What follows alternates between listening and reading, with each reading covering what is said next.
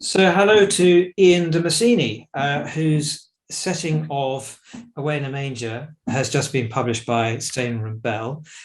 Familiar words, but nevertheless, I think what Ian's come up with here is absolutely truly original in terms of the sound quality and the tonal world it's occupying. It seems to me there's almost a Middle Eastern element here, Ian, and perhaps you could just talk us through that. Yes, well, my family were based in Lebanon for many years in the 60s, early 70s.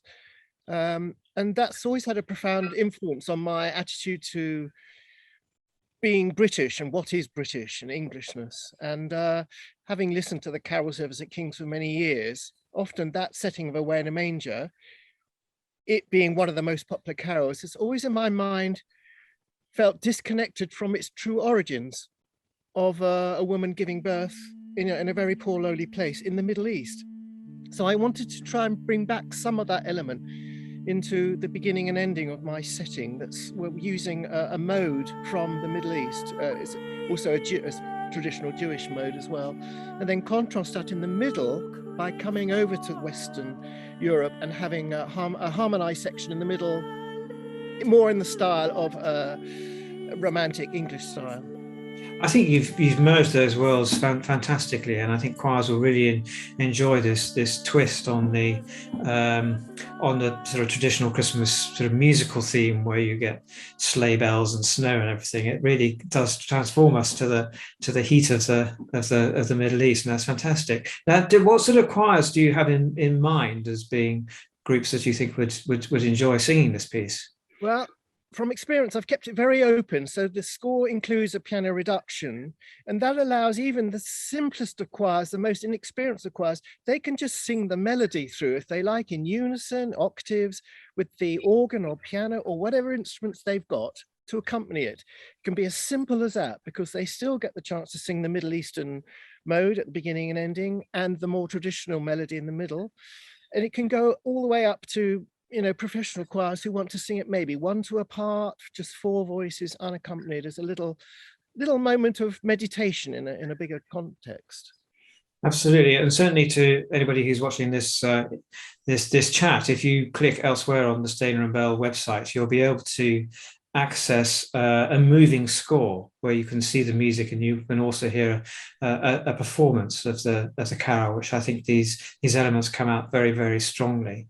And Ian, may I just ask you, because it seems we've caught you at a wonderful moment when you're enjoying a very sunny holiday in the south of France, and good on you. But so, can I just ask you though, what does Christmas mean to you, even in the heat of the beautiful French sunshine?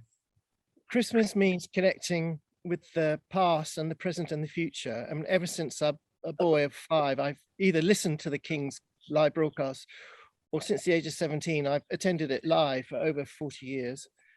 And it's that connection, the intimacy of the building itself being there live, but knowing all these people in all sorts of circumstances and ages around the whole globe, listening in. And it's that feeling of contemplation.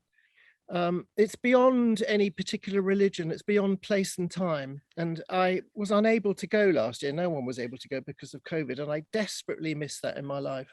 And I spend 3 days and 3 nights on the street, just preparing myself for the service, so that all the imagery of the stone and the words come directly into my heart. And I try and forget all about my lifestyle and life in general, just to use that special hour and a half to ground me to why we're here on this earth, particularly as a musician. Well, I think certainly the global element of what you're describing there as the Festival of Nine Lessons and Carols from King's College, Cambridge, is almost finds a mirror in your pieces, in the fact that you're not just looking in a narrow way, but actually making it a global piece with the different styles you have there. And thank you very much indeed for doing this for us.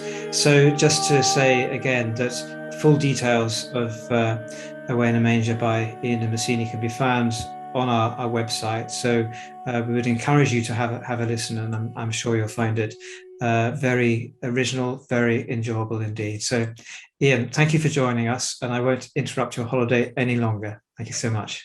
Thank you so much. Bye-bye. Bye.